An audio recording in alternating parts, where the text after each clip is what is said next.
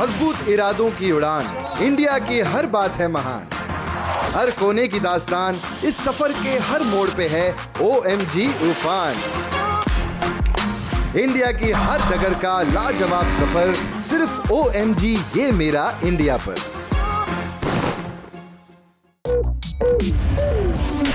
तुम बोलो OMG ये मेरा इंडिया, कसम है देखो इंडिया, OMG ये मेरा इंडिया।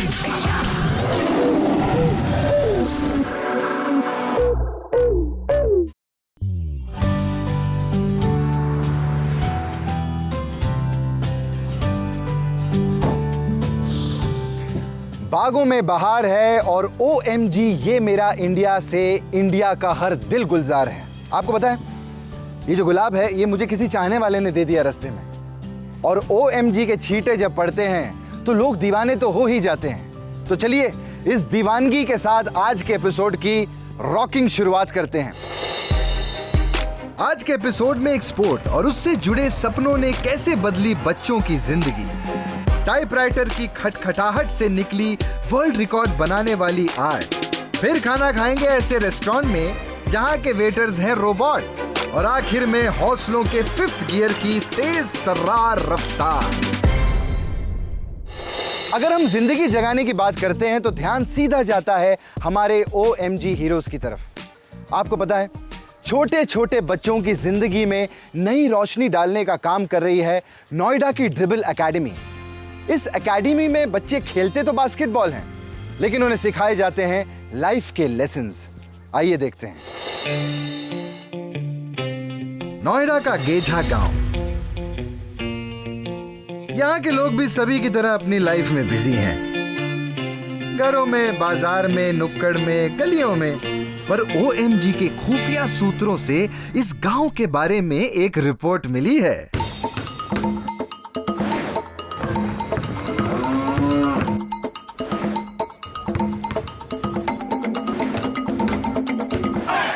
इस गांव का बच्चा बच्चा बास्केटबॉल का दीवाना है। सब माइकल जॉर्डन के नक्शे कदम पर चल रहे हैं, और यहाँ एक दो नहीं, कई सारे जूनियर जॉर्डन्स हैं। OMG गाइस, इस गांव में बास्केटबॉल की लहर लाने वाले स्पोर्ट्समैन हैं Pradyut वुलेटी। Let's go, hurry up, I'm counting 20. जो खुद नेशनल लेवल के बास्केटबॉल प्लेयर हैं, और गेजा गांव में रन करते हैं ये ड्रिबल एकेडमी।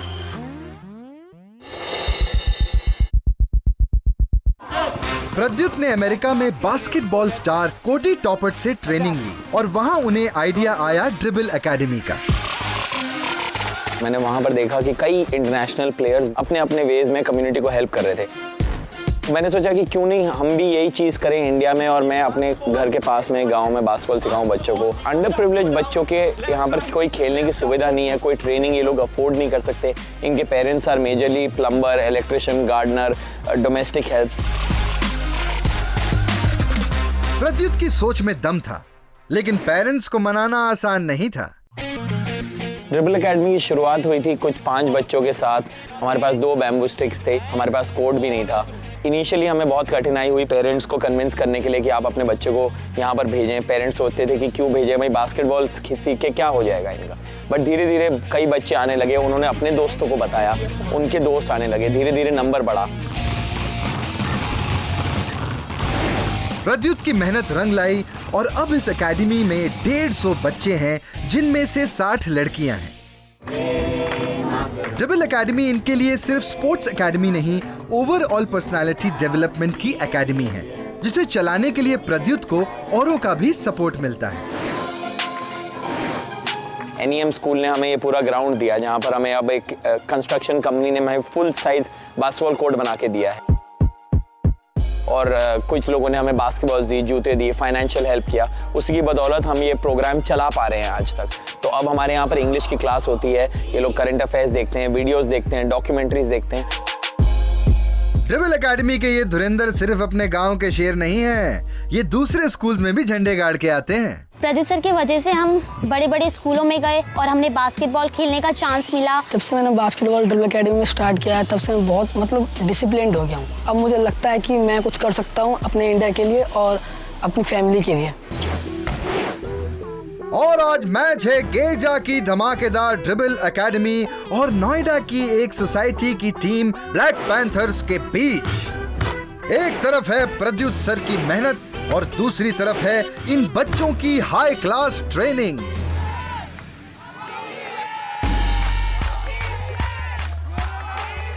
दर्शकों के जोश के साथ हमारे खिलाड़ी भी तैयार हैं।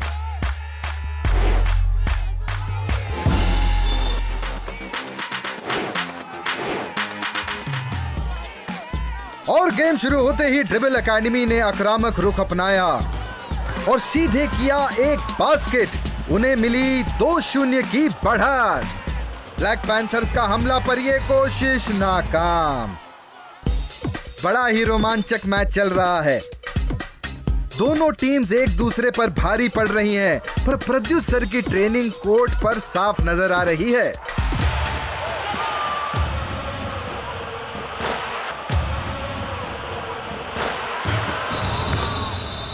हाफ टाइम हो गया है और ड्रिबल एकेडमी 15-18 से पीछे चल रही है। बस बास्केट मारना ही है, एंगल नहीं है आपका, बैलेंस ही नहीं है, आप बस बॉल उठा देते।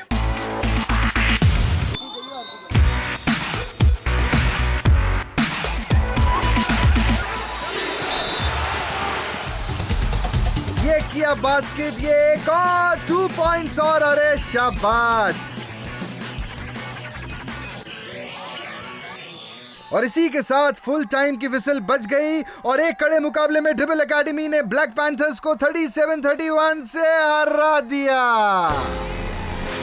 Dribble Academy's eventual aim is to change the way basketball is taught in India. We want to reach out to as many rural villages, communities, schools, colleges, etc. and teach them basketball the right way. Basketball game के जरिए बच्चों का हुआ personality development और मिला अपने future bright करने का मौका। ये बच्चे फ्यूचर में इंडियन बास्केटबॉल टीम में हो या ना हो, पर बास्केटबॉल इन सभी बच्चों को लाइफ में confident, positive, socially responsible, disciplined और सक्सेसफुल इंडियन जरूर बना देगा।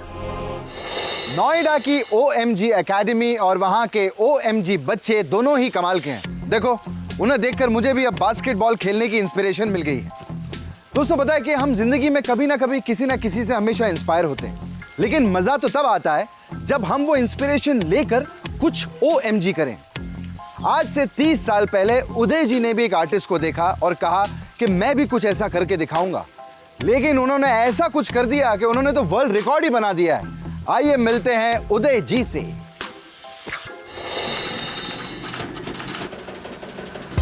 दोस्तों, टाइपराइटर की खटखटाहट आज भी कोर्ट के बाहर और सरकारी दफ्तरों में सुनाई देती है। कुल मिलाकर इस टाइपराइटर से ऐसे ही ऑफिशियल डॉक्यूमेंटेशंस के काम ही किए जाते हैं। लेकिन क्या आपको पता है, ये क्रिएटिविटी एक्सप्लोर करने का एक और तरीका है।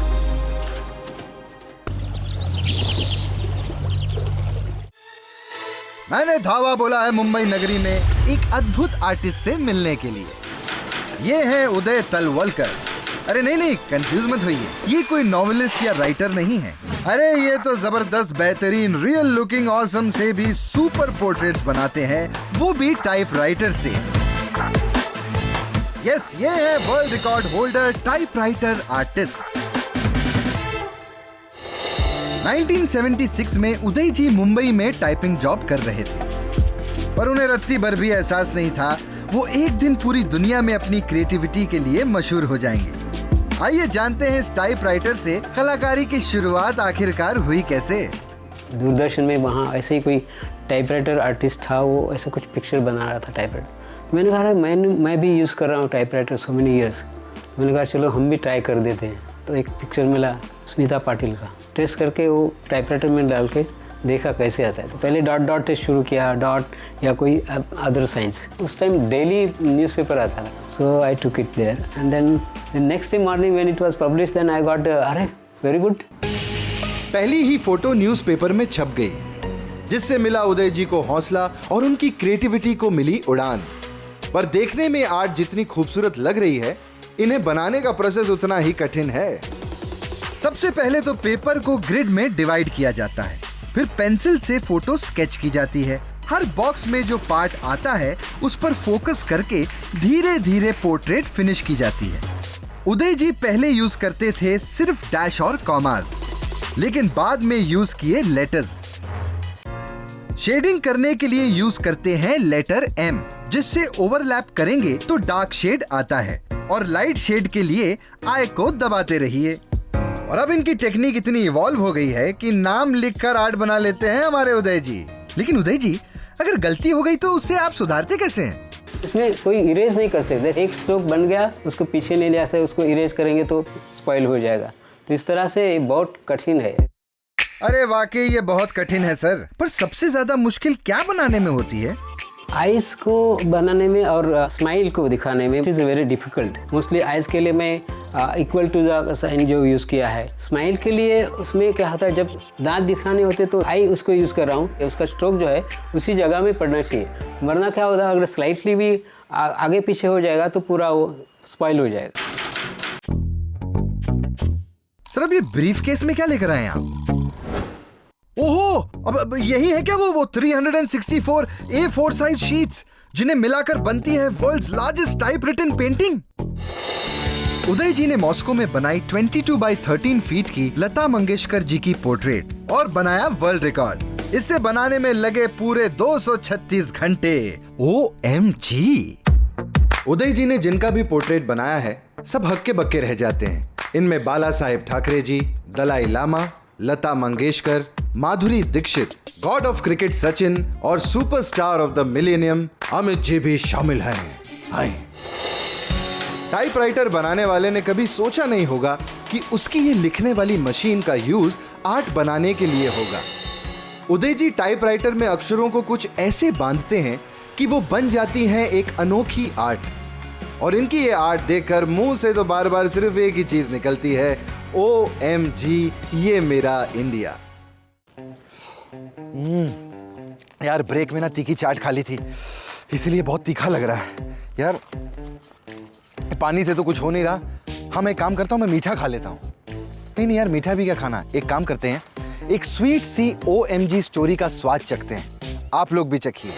Hey guys, the day has finally come. It's your salary day. You guys have worked really hard and served the customers very well at the restaurant. You've been very punctual to work, so I'll get you a new charging station. And as a bonus, I'll get your software updated. So guys, the customers are about to come. Let's get back to work. Okay, sir. OMG! यार इन्होंने तो robots को काम पे रखा हुआ है। सही है बॉस। वनकम दोस्तों, इन रोबोट वेट्रेसेस से मिलने की चाहत में मैं आज पहुंच चुका हूं साउथ इंडिया की जान चेन्नई में। यहां मिस्टर कार्तिक ने अपने पार्टनर वेंकटेश के साथ मिलकर बनाया है इंडिया का पहला रोबोट रेस्टोरेंट। हम इंडियंस को हमेशा से ही कुछ इनोवेटिव करने का शौक रहा है, इसलिए तो कार्तिक जी ने 2017 में शुरू किया ये रोबोट रेस्टोरेंट, जहां दिन रात फ्री में काम करने वाली ये 4 फीमेल रोबोट्स हैं, जिया, सना, एलिस और एटिका। ये फ्यूचरिस्टिक रेस्टोरेंट इंडिया की रेस्टोरेंट इंडस्ट्री को एक अलग ही लेवल पर ले गया है। The feature that it has is like it can play songs and it can say a few statements that we have already fed in. Welcome, sir. यहाँ order place करने के लिए हर टेबल पर टैब है। ऑर्डर प्लेस करते ही master tab पर सब कुछ फीड हो जाता है। फिर किचन से ऑर्डर तैयार होने पर रोबोट फूड लेकर पहुंच जाते हैं कस्टमर के पास। रोबोट से फूड लेने के बाद कस्टमर को रोबोट हैंड पर लगा बटन प्रेस करना होता है, जिससे रोबोट को पता चलता है कि अब वो वापस किचन जा सकता है। वाह, खाने में भी इतनी टेक्नोलॉजी। भाई साहब, मंथली कितना खर्चा करते हो इन रोबोट्स पर? We don't need to pay salary to the robots. No festivals for them. Customers, as far as they are concerned, they don't need to pay tips to the robot. Robotics और artificial intelligence भविष्य के लिए खतरा है या इंसान के लिए मदद, ये तो वक्त ही बताएगा। लेकिन कार्तिक जी, आपके यहाँ कस्टमर्स के रिएक्शन कैसे रहते हैं? The younger youth, they do not want any human interaction at all in the restaurant. They would prefer the robot bringing the food, they take it themselves and they help themselves out. But India, typically the older generation, they prefer food to be served by humans. पर कुछ भी कहिए, ये robot restaurant super hit है गुरु। Technology is very advanced. We're very, very happy. 4 robots coming and serving you the food. It's a wonderful experience. ये देखकर लगता है जल्द ही रोबोट्स हर इंडस्ट्री में छाने वाले हैं। रेस्टोरेंट्स की शुरुआत हो चुकी है। हो सकता है कि फ्यूचर के रोबोट वेटर्स आपका माइंड रीड करके खुद आपकी फेवरेट डिश टेबल पर ले आए और आप तो बस यही कहेंगे OMG।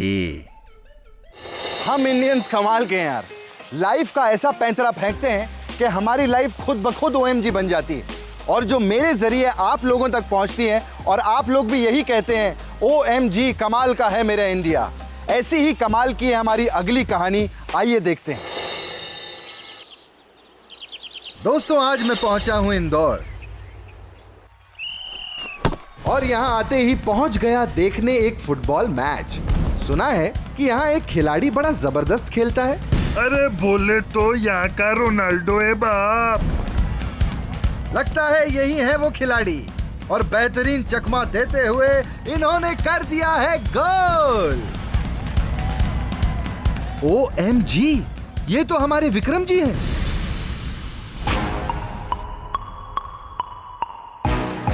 अरे अब क्या करने वाले हैं सर आप? OMG,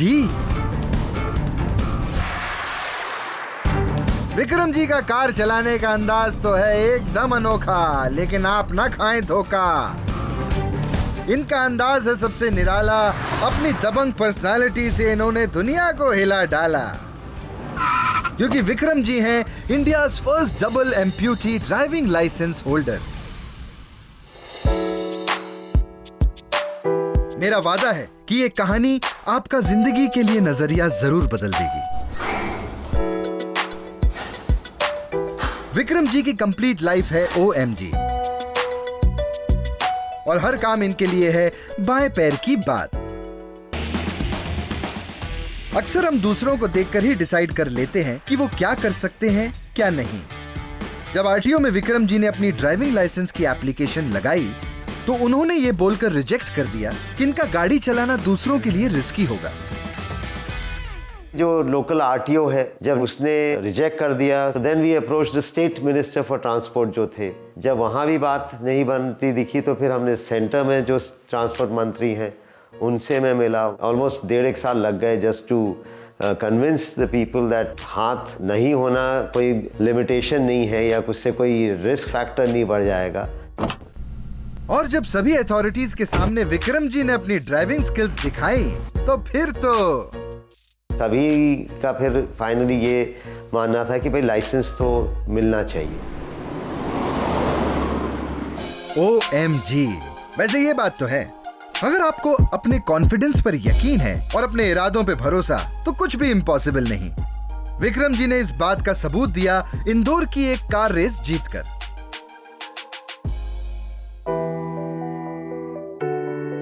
सात साल की उम्र में हाई टेंशन वायर को पकड़ने से विक्रम जी ने अपने दोनों हाथ खो दिए, पर इन्होंने लाइफ के आगे घुटने नहीं टेके।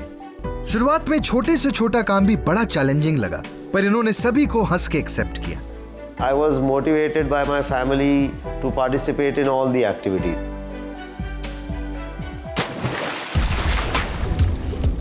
ट्रेनिंग हुई इनकी, एक लिम्स के साथ हुई, एक विदाउट लिम्स हुई। जो आर्टिफिशियल लिम्स लगे थे वो इंडिया में वेदर के कारण काम नहीं कर पाए, तो जो दूसरी ट्रेनिंग थी विदाउट हैंड्स, जिसमें इनको सारे काम पैर से करने को एनकरेज किया। Sometimes things might seem very bad, but as they say, जो भी होता है अच्छे के लिए होता है। There is actually nothing impossible. It's all in the mind. इनके कॉन्फिडेंस ने ट्रांसपोर्ट अथॉरिटी को लाइसेंस देने पर मजबूर कर दिया और हमें इंस्पिरेशन दी है कि जिंदगी के हर पहलू को हंस के कैसे गले लगाया जाए, कुछ खोकर भी जिंदगी को कैसे पाया जाए। आप एक ट्रू OMG हीरो हैं सर। दोस्तों, मेरा मन करता है कि मैं आपको कहानियां सुनाते ही जाऊं। पता है क्यों? क्योंकि हमारा हिंदुस्तान बहुत बड़ा है, कहानियां कभी खत्म नहीं होगी। इसका मतलब ये है कि हमारा शो भी कभी खत्म नहीं होगा। हाँ, लेकिन एपिसोड तो खत्म करना पड़ेगा ना, क्योंकि मुझे भी तो घर जाना होता है। खैर, जाते जाते मैं आपको एक OMG फूड डोज देता हूं, वो भी मिनी ट्विस्ट के साथ। अब जो आप खाना देखेंगे ना, उसे देखकर आपके मुंह में पानी तो आ जाएगा, लेकिन आप उससे पेट नहीं भर सकते। अब आप भी सोच रहे हैं ना कि ये क्या है, देख लीजिए। Yummy, delicious. पर ये सिर्फ दिख इतने टेस्टी रहे हैं, आप इन्हें खा नहीं सकते, क्योंकि ये है मिनिएचर फूड मैग्नेट्स और इन्हें बनाती है शिल्पा माथी। 1.5 इंचेस से लेकर 1.7 इंचेस के ये फ्रिज मैग्नेट्स बनते हैं क्ले और पेंट से। ये कितने रियल लग रहे हैं ना, मन कर रहा है यार अभी इसे खा लूं। लेकिन क्या है, मैं अपने दांत नहीं तोड़वाना चाहता। तो दोस्तों, मेरे जाने का वक्त आ गया है और जाते जाते सिर्फ एक ही चीज कहूंगा कि अपनी लाइफ में जो है OMG ढूंढते रहिए, और अगर ना मिले तो वेरी सिंपल, हिस्ट्री TV 18 लगाइए और हमारा शो देखिए OMG ये मेरा इंडिया।